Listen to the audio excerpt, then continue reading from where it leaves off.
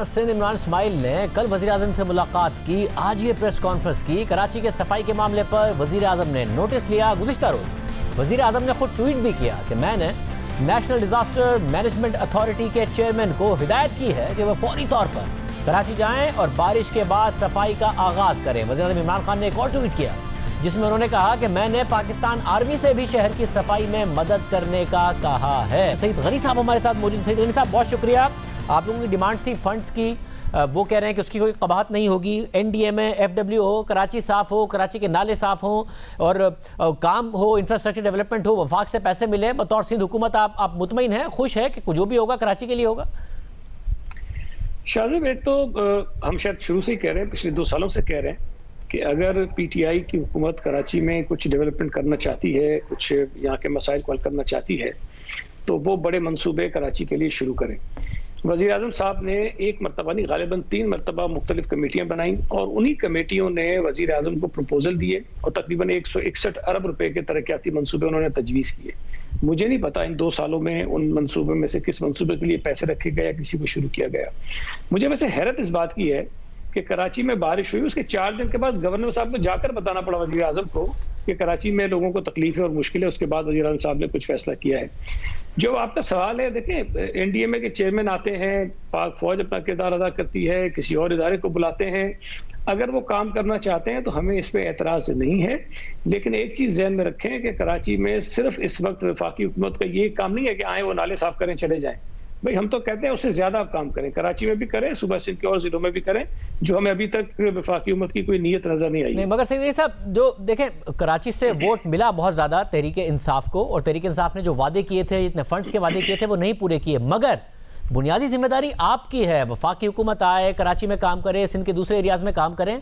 12 साल आप लोगों को हो गए हैं, आप भी तो काम करें। कराची एक चेहरा है सिंध का, और अगर आपने अपने आप को गवर्नेंस में बेहतर साबित करना है तो कराची की गवर्नेंस बेहतर करनी पड़ेगी। अगर उसी की गवर्नेंस ठीक नहीं है, आप कोई वफाक को कह रहे हैं, कभी किसी को कह रहे हैं, आप खुद भी तो काम करें। शायद ये तासुर बड़ा गलत है कि पीपल्स पार्टी ने कराची में काम नहीं किया और हम नहीं कर रहे हैं, ये बिल्कुल गलत है।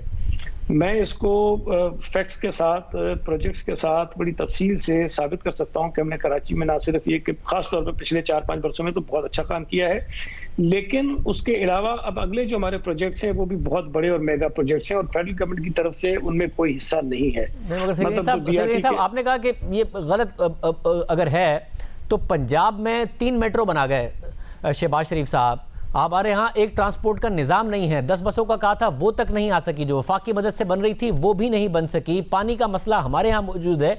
कराची में तो मसाइल ही मसाइल हैं, सड़कें, इंफ्रास्ट्रक्चर। एयरपोर्ट आप लाहौर लैंड करें मेरे साथ चल के, और एयरपोर्ट में कराची लैंड करें तो निकलते ही 5 मिनट के बाद फ़र्क पता चल जाता है कि कहाँ पर बेहतर इंफ्रास्ट्रक्चर पर काम हुआ है।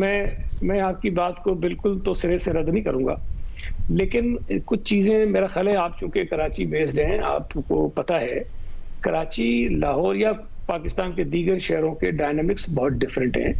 अगर मुझे पाकिस्तान का कराची के अलावा कोई ऐसा शहर बता दीजिए जहां पर गटर के ढकने हटा के बोरियां डाली जाती हों। कल भी सोलजर बाजार के नाले से बहुत बड़े बत्थर निकले हैं। ये किसी शहर में नहीं होता, बदकिस्मती से यहाँ होता है। हमें लोगों के मसाइल हल भी करने और जो लोगों के लिए मुश्किलात पैदा कर रहे होते हैं लोग, उनका भी सामना करना पड़ता है। तो यहाँ की चीजें डिफरेंट है। लेकिन जो आप बात कर रहे हैं ट्रांसपोर्ट के हवाले से, मैं समझता हूँ जायज़ है, उसमें ताख़ीर हमारी बिल्कुल हुई है, लेकिन इस वक्त हमारे 2 मंसूबे बिल्कुल तकरीबन एग्जीक्यूशन के करीब हैं, जिसमें येलो लाइन है, रेड लाइन है, वो बिल्कुल उसके करीब है। Karachi water and sewage board के ऊपर बड़ी हैवी इन्वेस्टमेंट होने जा रही है अगले 2-3 वर्षों में, तकरीबन कोई 100 अरब के करीब है। कराची का लोकल गवर्नमेंट का जो मैकेनिज्म है उसको ठीक करने के लिए एक बहुत बड़ा प्रोजेक्ट है क्लिक के नाम से, जो अभी हम शुरू हो रहा है, उस पर कर रहे हैं। नालों की सफाई के लिए भी हमने काम शुरू किया था, लेकिन ये कोविड की वजह से उसमें ताखीर हुई।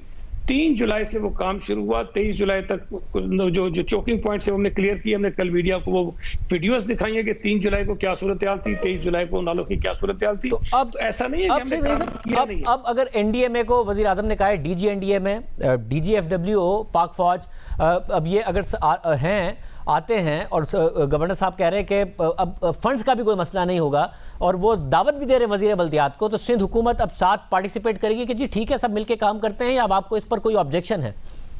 नहीं, देखें, मैं तो सच्ची बात है कल से ये कह रहा हूँ कि अच्छा है कि अगर वो सिर्फ ये देखने आ रहे हैं, जो कराची का जो चेहरा दिखाया जा रहा है उनको कि पता नहीं क्या हो गया, वो आए, खुद आके देखें कि कराची का कितना इलाका जो है वो इससे मुतासिर हुआ था और कितना इलाका ऐसा था जो चंद घंटों में नॉर्मल हो गया था।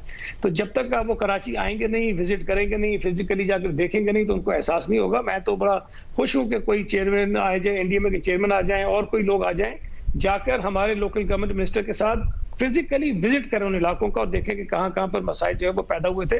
तो इनको अंदाजा हो जाएगा कि चीजें, शायद मैं ये नहीं कहता कि नहीं, लेकिन जिन इलाकों में तकलीफ हुई लोगों को ज्यादा हुई थी, लेकिन अक्सर इलाके ऐसे भी थे जहां पर शायद लोगों को मसाइल हमने 2-3 घंटों में रिजॉल्व कर लिए। मुस्तकिल हल के जी, इंक्रोचमेंट भी खत्म करें, आइंदा सफाई भी टाइम पर हो। हर साल ये नालों की सफाई का मसला पहले हो गया, लेट हो गया, पैसे नहीं थे, ये सारी चीजें खत्म हो। कोई एक मुस्तकिल बुनियादों पर कोई प्लान बन सकता है शहर के लिए, आप लोग सब मिलकर बना लें?